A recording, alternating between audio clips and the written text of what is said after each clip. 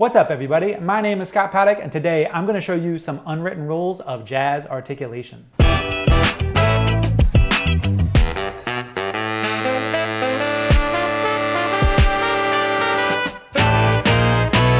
When it comes to playing jazz lines, we know that we have to swing the eighth notes, but there are several other unwritten rules of jazz articulation that, if you follow them, will completely transform the way you sound.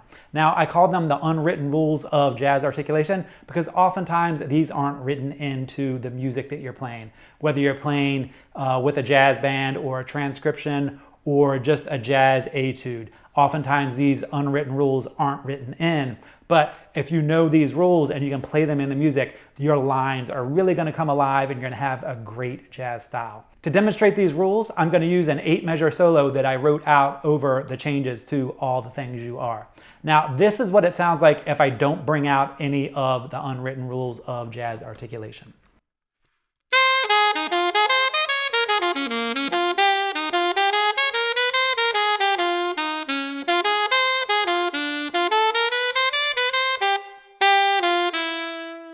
When I play it like that, it sounds okay, it sounds jazzy, it definitely doesn't have any direction and it doesn't have any soul to it. When I add in these unwritten rules of articulation, you're going to hear a gigantic difference in the way this line sounds just by bringing out all of the right stuff.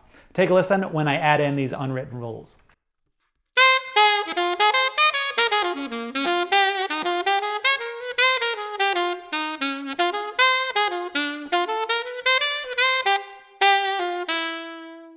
As you can hear, when I add in all of that extra articulation, the line has a lot more direction and really comes to life. So let's talk about all of the stuff I'm doing. The first thing I'm going to do is dop a quarter note on the beat. So I like to call articulations by what they sound like, and a dop for me is what a Marcato is. So one of those, a carrot top. So when I have that first note, it's a quarter note on the beat. When you have a quarter note on the beat, you want to dop it. If I don't dop it,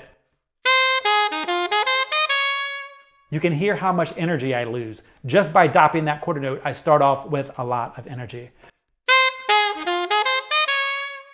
Now, after that dop, when I have the F going down to the C, that's a pretty large interval. So whenever I have a large interval jump, I want to bring something out. Now, in this case, and oftentimes, it's not going to be the C, the lower note, because that note is acting as a setup note for the D. So I'm going to ghost the C and bring out the D, and I'm going to do that because there's a larger interval jump. So the interval jump is from the F to the C, and whenever you have that, like a larger interval jump, anything that's larger than like a third, you want to bring something out. So I'm going to bring out the land note, which is the D. Take a listen. Let me do it slower. So you can hear I'm ghosting the C and landing on the D. If I don't do that and I play them all equal value, it sounds really clunky and that C is sounding way more important than it is. Listen again when I bring the C out. That just doesn't work at all. If we take a look at that C on the and a 4, we have a change of direction. Whenever we have a change of direction, we want to bring something out. Sometimes it's going to be the actual note, sometimes it might be the note before or the note after, but whenever you change directions, you want to bring something out, and in this case, we're going to bring the C out. You can hear when I bring that C out, it gives the line a lot more direction. If I don't bring the C out, it sounds okay, but you lose the direction, and that articulation really sets up the phrase. On the second beat of the second measure, I have a triplet. Whenever you have a triplet, you want to tongue the first note of the triplet. You can slur the next two, but definitely tongue the first note, and you're going to tongue the land note after the triplet. So in this case, I'm going to tongue the F on beat 2 and the G on beat 3.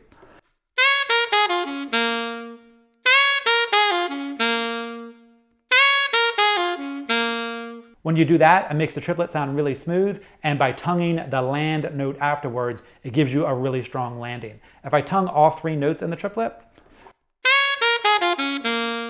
again, it just sounds really clunky, and we don't want to play anything that sounds clunky. Take a listen to these first 2 measures.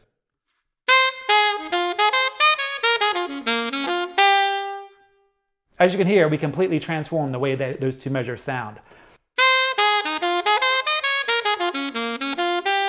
Now let's take a look at the and of 4 in the second measure. We have that E that is tied across the measure, so we have a quarter note on the and of the beat. Whenever you have a quarter note on the and of the beat, you want to accent it. You're going to bring it out. So we dop a quarter note that's on the beat, and we accent a quarter note that is on the and of the beat. Take a listen to what it sounds like when I bring out that quarter note on the and of the beat.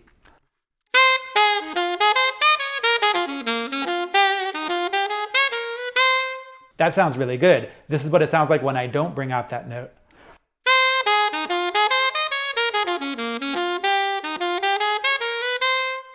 It kind of comes out on its own because it's a longer note on the and, so even when I try not to bring it out, that note just wants to be played stronger. Later in that measure, on the and of 3 and on beat 1, I have what are called ricochet notes. I call these ricochet notes because they sound like they're bouncing into each other. Take a listen from beat 3.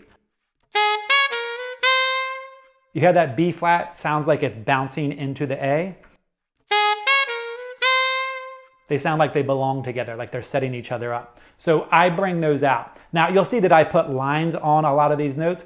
That is because there's no articulation that says bring this note out a little bit or tongue this note. There's no articulation sign for that. So oftentimes I will put lines when I want to do something different with the articulation where there is no official articulation symbol for that thing I want to do, such as a ricochet note or bring out a direction change note or something like that. We're not necessarily accenting these notes, we're just leaning into them a little bit more. So they are going to be louder, but they're not necessarily an accent.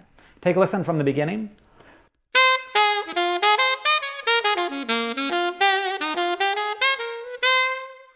You hear those ricochet notes? And it kind of goes all the way down to the D on beat 3, which is also going to be a dop because there's a quarter note on the beat.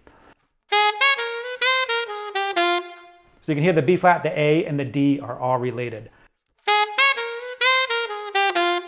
So those are what I call ricochet notes because they're bouncing into each other. Take a listen from the top one more time.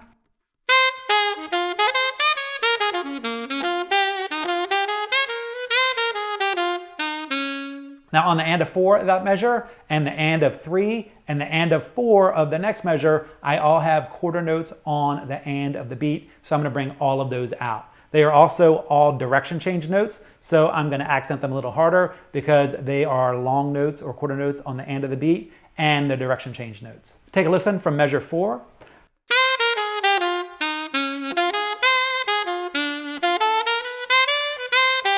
Bringing those notes out really makes that line a lot stronger. When I don't bring them out,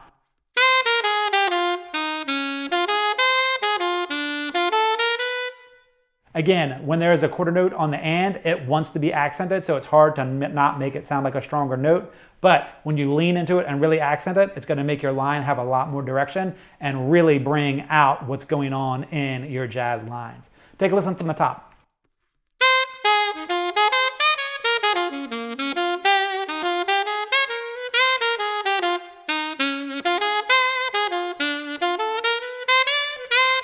On beat 4 of measure 6, I have a change of direction, which is that B, the high B, and all of those notes are leading into it, so I'm going to bring that note out.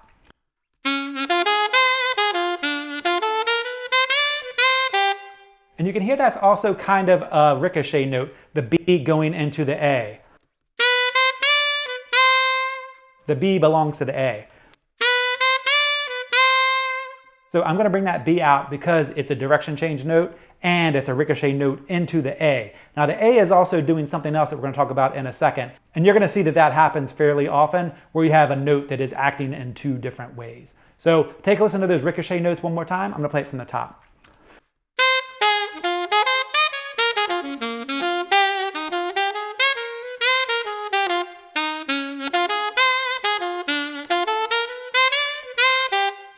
So you hear the ricochet notes between the B and the A, but that A is also another rule. And that rule is when you end a phrase with 2 eighth notes, you want to play it long, short. So it sounds bebop. That's where the name came from. Bebop. The phrases end long, short, bebop. So when you have 2 eighth notes at the end of your jazz phrase, make sure you play bebop. That sounds really good. If you don't play bebop,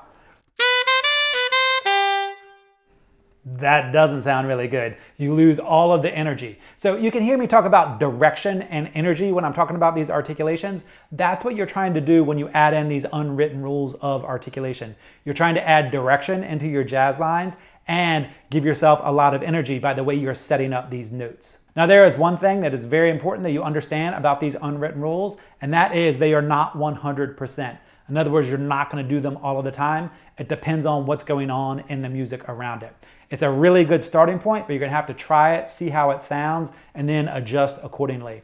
And this last measure on beat 3 is the perfect example. We have an E on beat 3. Now, if I dop that quarter note on the beat, it's not going to sound nearly as good as if I hold it full value. So take a listen from beat 3 and measure 6. I'm going to dop it and listen to how it sounds. Like, that doesn't sound bad, but this sounds way better.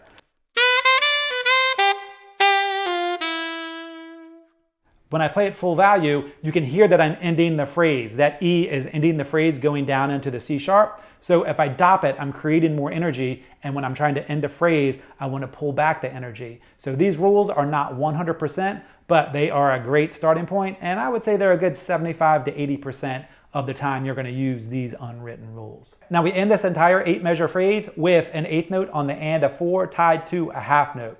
So whenever you have a long note on the and, you're going to accent it and then do something dynamically with it. With this one, we're ending the phrase, so we're going to get softer after we play it, but you could get louder. It just depends on what's going on with the phrase. So take a listen from beat 3 and measure 6.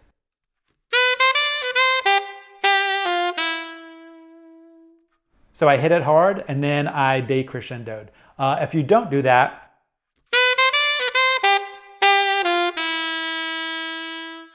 it just kind of sits there. So you definitely want to do something with your accent and your dynamics. So take a listen to the phrase one more time without any of the stuff that we just added in.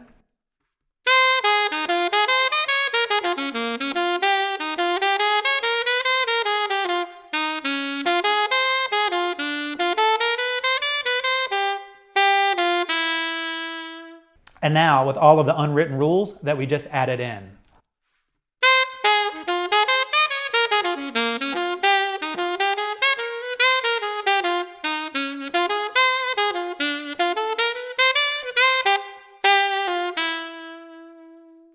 Dynamics and articulation can completely transform the way everything you play sounds. So the more you dig into these unwritten rules of jazz articulation, the better your jazz lines are going to sound.